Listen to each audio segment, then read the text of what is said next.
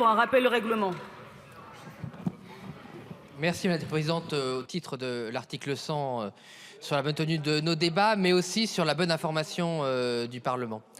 Le Parlement, c'est pas une mauvaise version de Baron Noir, c'est pas un théâtre.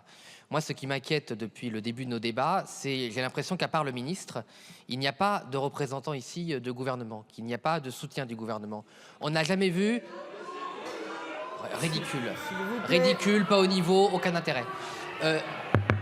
La réalité, aucun intérêt votre intervention. La réalité, c'est que des partis de gouvernement ne font pas d'obstruction au budget, qui est le texte central de n'importe quelle république, de n'importe quelle démocratie. Le Parlement existe avant tout pour voter les impôts, pour voter les dépenses. Ce faisant, les groupes qui constituent un soutien à ce gouvernement devraient être présents pour être en responsabilité avec le débat. Ils ne devraient pas faire en permanence de l'obstruction.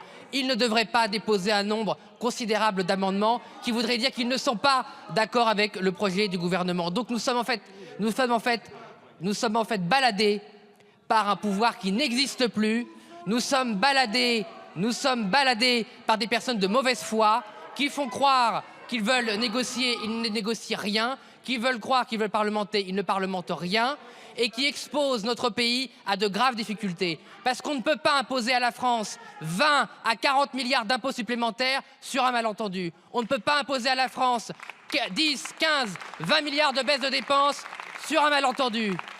Et on ne peut pas, après les élections que nous avons connues, tirer la corde des institutions, user les institutions jusqu'à la moelle, non pas pour l'intérêt de la France, mais pour l'intérêt d'une clique. Je vous remercie, Monsieur Tanguy. La parole est à Madame Panot pour un rappel au règlement. Merci.